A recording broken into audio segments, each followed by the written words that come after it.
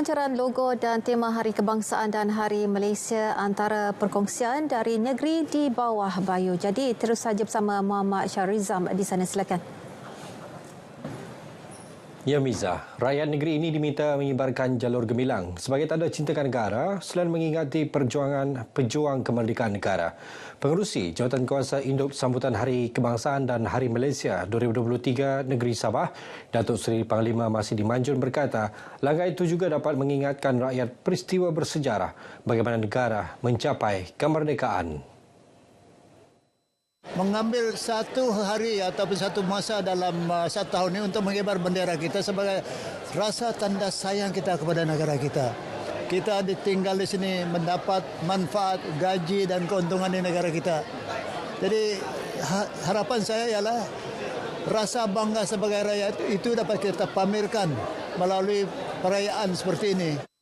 Datuk Masidi yang juga Menteri Kewangan Sabah ditemui RTM selepas menyempurnakan majlis pelancaran logo dan tema Hari Kebangsaan dan Hari Malaysia 2023 peringkat negeri Sabah di Kota Kinabalu.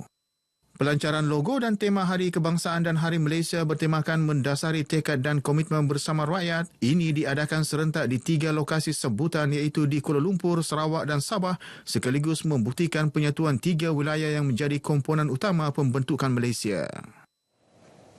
Skim harga maksimum musim perayaan SHMMP Pesta Keamatan dilancarkan hari ini dan berkuat kuasa sehingga 2 Jun depan.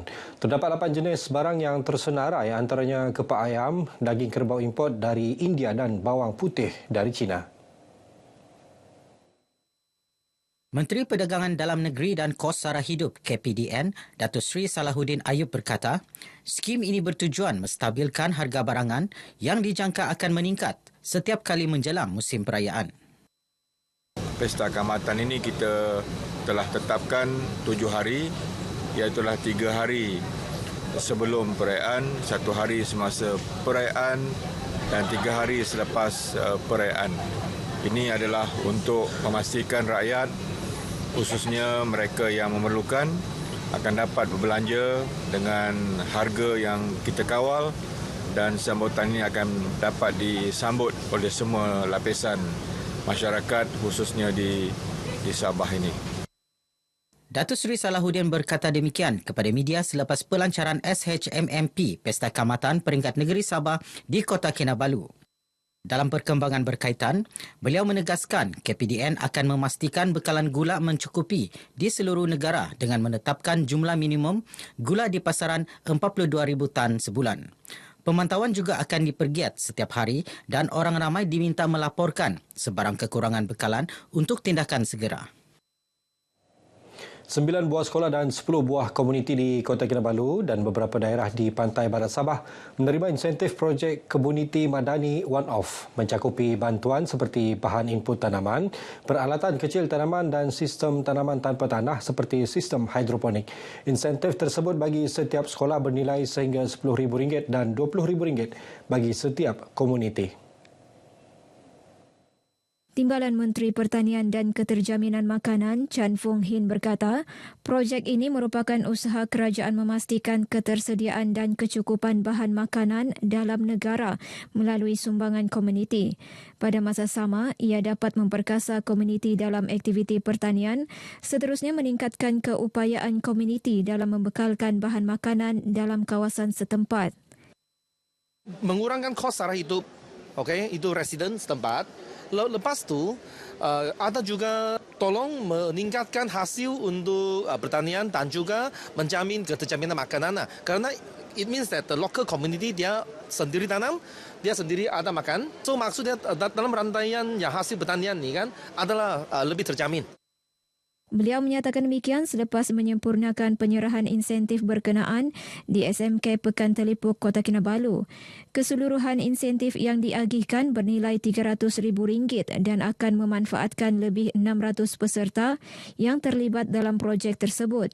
Dalam perkembangan lain, Chan memaklumkan beliau akan mengadakan perbincangan dengan kerajaan negeri untuk memperkasa projek-projek berkaitan kementeriannya di Sabah dengan membawa lebih banyak projek berimpak tinggi. Ibu Pejabat Polis Daerah IPD Kota Kinabalu akan menggerakkan kira-kira 100 anggota bagi membantu IPD Penampang dalam mengawal keselamatan sepanjang perayaan Pesta Keamatan pada 30 dan 31 Mei ini. Ketua Polis Daerah Kota Kinabalu SCP Muhammad Zaidi Abdullah berkata anggotanya juga akan melaksana kempen keselamatan lalu lintas khususnya di sempadan jalan raya antara Kota Kinabalu dan Penampang. Kami hanya support dari segi keanggotaan. Di samping itu kita juga melancarkan kempen keselamatan lalu lintas di peringkat kita kerana kita bersempadanan dengan penampang untuk mengurangkan kemalangan dan kemalangan maut. Dan juga untuk mengelak dari segi aspek jenayah, kita meningkatkan operasi-operasi di kawasan-kawasan perumahan sepanjang bulan keamatan ini. Beliau ditemui RTM dalam majlis sambutan Hari Raya Pesta Keamatan dan Hari Gawai peringkat Ibu Pejabat Polis Daerah Kota Kinabalu di Kota Kinabalu. Majlis diadakan bagi meraihkan anggota PDRM pelbagai kaum yang merayakannya sekaligus memupuk semangat kekitaan dan berpasukan dalam kalangan anggota PDRM. Lebih 2,000 anggota termasuk Pesuruhjaya Polis Sabah Datuk Jote Dikun hadir memeriahkan majlis ini. Baik, sekian perkembangan dari Sabah untuk petang ini. Berita selanjutnya kembali bersama dengan Miza Yusni di Angkasa Puri. Miza, silakan. Baik, terima kasih Syarizam.